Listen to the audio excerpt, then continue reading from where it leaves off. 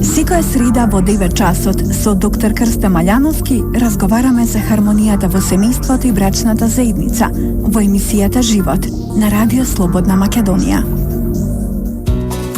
Добро утро, вие сте на фреквенциите на Радио Слободна Македонија во неновото издание на Живот со доктор Крстен Маљановски, советник на председателот на владата за труд и социјална политика. Добро дојдовте, доктор Маљановски. Добро утро. Нашата денешна тема е одговорно родителство. За почеток ќе се надоврземе на моветот од минатата емисија, кога зборувавме за хармонијата и среќата во бракот.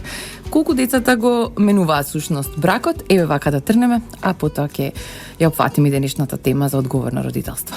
Повелете. Па, многу, да не кажам ужасно многу, заради тоа што е многу тежок збор. Во секој случај, приновата во семејството, каде што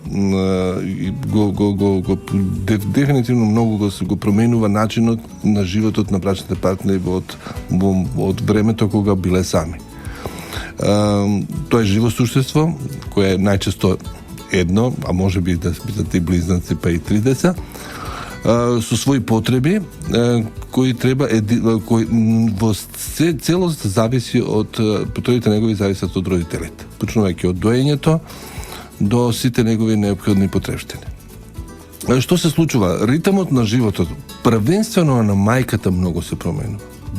Ужасно многу, заради тоа што го знаеме ритмот на биењата какви се.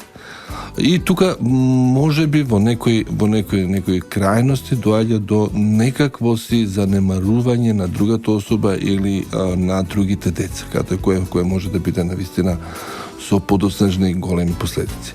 Меѓутоа, во целост речено, да, секој принова, нарочито првата, заради тоа што е дефинитивно тоа е новост. Ново живо суштество за кое треба да се грижиме, за кое треба да го воспитуваме и за кое без нас тоа не може да обстане. Од тие причини припремата за да се биде родител е навистина неопходна. Моментот на раѓање е само чин.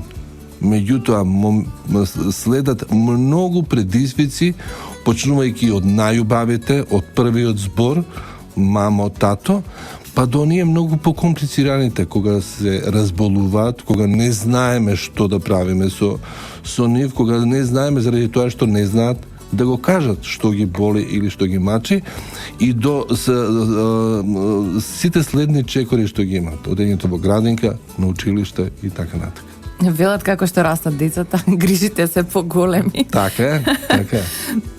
Вака, се враќаме на нашата денешна тема, одговорно родителство во функција на здрав и нормален развој на децата.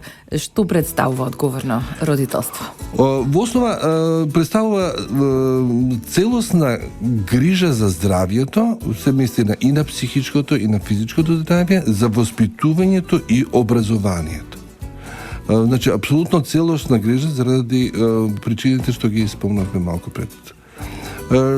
Што значи тоа? Првенствено, главниот акцент пак го ставам на мајката. За да биде детето здраво, новиот пород, во секој случај, договорот да се има дете значи и голема одговорност на тој, односно таа што тоа дете го има во својата утроба, во својот стомак. Тоа значи една страшно добра и дисциплинирана здравствена состојба, се со единствена цел да се роди ново, здраво и нормално дете, бебе. Почнувајќи од тука, тргнуваат и сите други можни реперкусии, односно дискусии во врска со здравиот пород. Редовните контроли на мајката, редовните контроли на плодот, тоа се задолжителни работи кои секој одговорен родител би требало да ги прави. Нашата држава тоа дефинитивно го има регулирано, имајќи во предвид појавите што нормално се појавуваат во секојдневниот живот, од разни аномалии па до генетски пореметувања. Значи, неопходно е редовна контрола, првенствено на мајката за време на бременоста, а после тоа исто така продолжуваат контролите заради тоа што дефинитивно бебето е зависно од мајката, преку него од нејзиното млеко и така натаму. Кога велиме грижа, првите чекори, односно првиот временски период што е во живот тоа мало суштество, значи ужасно неопходна потреба од грижа на неговите родители. Грижа не значи само грижа на мајката. Во секој случај, брачниот партнер, што најчесто кај нас значи во една нормална брачна заедница, би требало да помага во грижата а понатака и во воспитувањето на тоа дете. Договорот околу сите обврски во врска со мајката, ние знаеме, ритмот на бебињата е многу интензивен. Тие во почетокот многу често спијат, мајката е тука на нивната глава и се чувствува ненаспаноста од една страна и измореноста, меѓутоа и психичката среќа што покрај себе има нешто што се вика бебе и што излегло од нејзиниот живот. Тука е брачниот партнер кој би требало да помогне во сите аспекти на животот. Не ги набројувам секојдневните обврски што ги има, излегувањето, помош при возењето, па дури и преповивањето и бањењето на тоа бебе. Од тука се зачетоците на одговорното родителство. Вие незамисливо е да се занемари тоа постоењето на тоа ново суштество. Незамисливо е да а имавме случаи да физички се малтретира тоа. Нормално е да плаче, нормално е да биде болно, меѓутоа не е нормално да ние физички се пресметуваме со тоа. Нарочито одговорните родители тоа сигурно нема да го направат. И како што велите, ако се поделат улогите, тогаш ќе биде полесно и за двајцата во случај. Така е. Дефинитивно најголемиот товар на родителството го има мајката во првите години од животот. Без мајката бебето не може да живее. И ние секогаш велиме столбот и на семејството и на бракот е жената. Заради тоа што тоа се делови кои од животот каде што апсолутна доминација, меѓутоа од друга страна и помош и се неопходни на жената. Така. Во контекст на тоа, дали предуслов за одговорно родителство е постоење на двата родители, затоа што за жал имаме и случаи кога имаме само еден родител. Во основа, да, постоењето на двата родители е една од предусловите за нормален психофизички развој на сите беби, почнувајќи од бебиња па и до деца. Искуствата од сите истражувања кажуваат дека децата од разведени родители имаат проблеми во сите сегменти од животот, почнувајќи од воспитувањето, па од посетата од образованието, адаптацијата на социјалната средина и сите други аспекти на живењето. Зошто е можеби најдобра брачната заедница за еден нормален психофизички развој на децата? Заради идентификацијата, заради поделбата на улогите и заради можноста да се посвети повеќе внимание од двајца родители. Меѓутоа, кога доаѓа до раскид на брачната заедница, односно бракоразвод, целиот товар на огромниот процент на товарот потпаѓа под влијание на едниот родител, со тоа да другиот родител апсолутно треба да помага во чувањето, грижата и воспитувањето на неговото дете. Физичката одделеност не би требало да представува пречка за учество во воспитно-образовниот, здравствениот процес на детето, заради тоа што се знае само еден може да биде родител. Не може да бидат други. Од тие причини учеството на родителот кој не е присутен во секојдневниот живот при разводите е неопходно. И заради тоа па и законодавецот го регулира тоа да секој родител кај кој не е доверено детето има право на видување, Правата на видување почнуваат од неколку часови во почетокот, па се до викенди и други одмори, регулирање и така. Се со цел, пак велам, да не го осети недостатокот од другиот родител, детето. Да, подоцна ќе зборуваме и за иницијативата што ја поднесла минатата година група родители, значи за подеднакво старателство, меѓутоа малку подоцна за тоа. Одиме понатаму со нашиот разговор. Се одразува секако тој и врз разводот врз децата, предпоставувам дека во негативна конотација секако. Да. Како тоа да се во негативна надмени? Знаете, едно од најлошите аспекти во животот на децата е присуството на семејното наследство или жртви, присуството како сведоци или не дај Боже жртви да бидат на семејно наследство. Секој семејство има свој ритам, има свој начин на живот, свој стил на живот. Голем дел од стиловите на живот ние ги носиме со себе и во новоформираните семејства некои вообичаени права, вообичаени начини на однесување ги наследуваме. Меѓутоа, раѓањето, а потоа и гледањето и чувањето на детето не значи негово присуство на некои ситуации кои што може би се секојдневни, може би се ретки, меѓутоа се присутни некои разидувања во размислувања, во начин на гледање на работите, така да се доаѓа до недоразбирање, најчесто вербални за среќа, меѓутоа за жал има и физички. Присуството на детето во такви ситуации е апсолутно непожелно. Самиот развод е навистина огромна трагедија што се случува во главата на детето. Зошто? Заради тоа што да кажеме во отприлика 80% од разводите брачните партнери се имаат договорено каде да биде понатамошното живење на тоа дете. Меѓутоа останатите 20%, а може би и повеќе, оставаат на волјата на стручните лица во центрите за социјална работа, односно оделенијата за брак и семејство. И замислете, некои луѓе кои апсолутно се непознати да одлучуваат за судбината на детето, а најтешко во целата ситуација е кога постои можност да тоа биде и прашано. Во почетокот тие разговори се одбавуваат во центрите за социјална работа. Евентуално, ако е детето во принцип над 10 години, тоа оди во суд и ја кажува својата волја. Најтешкиот момент е да се каже кај кого би сакало да престојува, кај мама или кај тато. Тоа е наистина тешко. Така, ќе направиме кратка пауза тука, доктор Малјановски, и се враќаме во живот со нашата денешна тема одговорно родителство.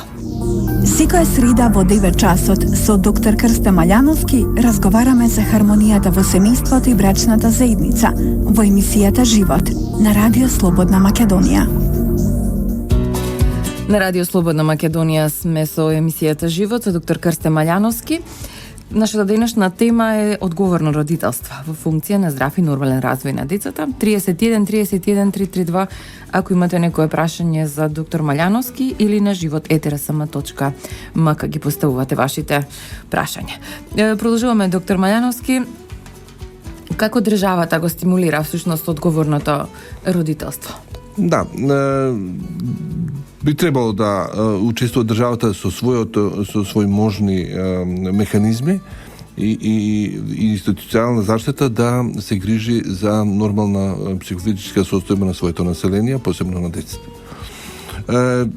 Ќе почнам од една тема која ни е многу актуелна и во моментот и навистина би сакале да ја продолжиме и со разговори, а исто така и државата да што е можно учествува повеќе во субвенционирањето на одговорното родителство, односно грижата за нашето поколение, а тоа се градинките. Имавме една состојба каде што опфатот на деца по едно навистина стратешко истражување беше од прилика 21 до 25% од вкупната популација на деца која би требало да оди во градинки. Во моментот со исклучително залагање на Министерството за труд и социјална политика овој процент се зголеми на 29. Како и со законските прописи каде што се дозволи отварање на приватни градинки и во најразлични можни услови каде што е неопходно. Модусите ќе ги разгледаме се надевам во едната од следните емисии. Да, во следните емисии ќе зборуваме за тоа. Секако. Тука е материјалната помош кај родителите кои за секое дете добиваат за првороденче 5200 денари, додека за секое трето дете што доаѓа во семејството се дава еден значителен материјален надоместок, а тоа е 8200 денари месечно во рок на трајање од не од прилика, него 10 години. Тоа е навистина една значајна материјална помош на секое семејство кај кое што се раѓа и трето дете. И за четврто дете исто така има субвенции. Меѓутоа, интенцијата е да државата што е можно повеќе помага во чувањето, грижата и воспитувањето на децата. Ние сме свесни дека на тоа младо поколение им е неопходна и понатамошна грижа. Тука е веќе и долгорочната програма за субвенционираност за овозможување на стамбен простор за млади брачни парови и сите тие бенефиции кои навистина се многу значајни во нормалното функционирање на семејството, преку него и нормалното функционирање на децата кои се раѓаат во тие семејства. Навистина се голем број на придобивките што се овозможуваат и што ќе се овозможуваат за како нашето ново поколение би ги имало сите предуслови за еден нормален психофизички развој во сите сегменти на животот. Така. Во некои следните емисии ќе зборуваме нели за градинките. Тоа го најавивме сега, но јас само накусо ќе ве прашам, што мислите која е идеалната возраст родителите да ги остават децата во градинка или барем до некоја возраст ако веќе имаат кој да ги причува баба, дедо, нели, да ги остават со своите родители? Науката вели 3 години. Значи почетокот на одењето во градинка е 3 години. До 3 години кај детето би требало да најдобро би било, ако постојат услови да престојува во домашна средина. Меѓутоа, за жал, знаеме дека е породилното отсуство од прека година дена и дека за вработените и мажи и жени тоа е периодот кој што може да во основа да останат ако немаат припомош од родителите, од дедовци и баби.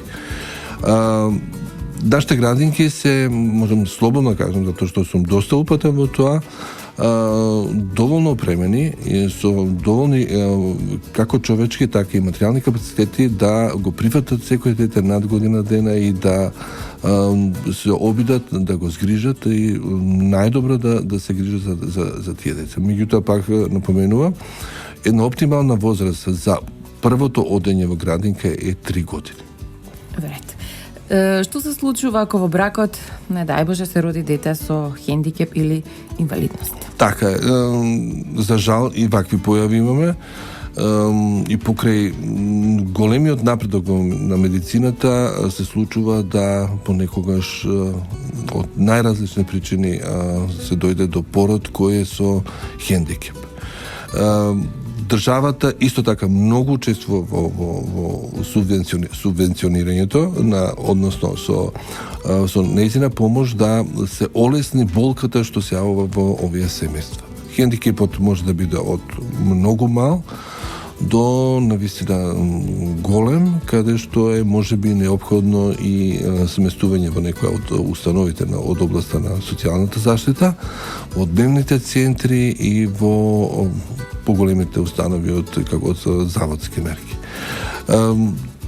Има најразлични видови на помош во зависност од хендикепот, почнувајќи од туѓата нега, односно посебниот додаток во првите 26 години по која преоѓа после во туѓа нега, па додатоци за слепило, за глувост, за движењето, за не дај Боже во ситуации каде што имаме прогресивни парализи или слични болести, така до крајот да се згрижат овие лица кои што не може да престојуваат во домашни услови во институциите на системот. Навистина тешка проблематика, меѓутоа за жал постои.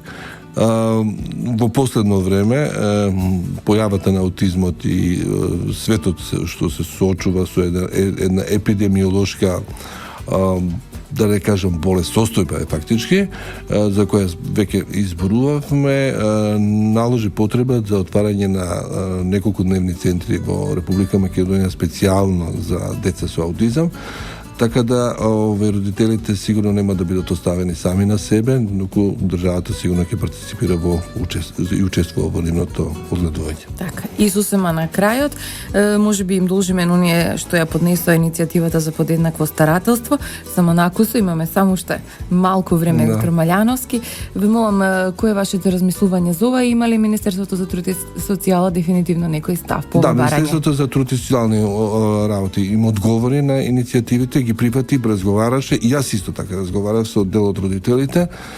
Ние во овој момент имаме формиран став, како што и во повеќето држави во светот, да поделено старателство фактички не може да има, законот тоа не го дозволува, меѓу исто така и науката и сета пракса што ни кажува дека поделено старателство не би требало да дојде до измени на законот во секој случај.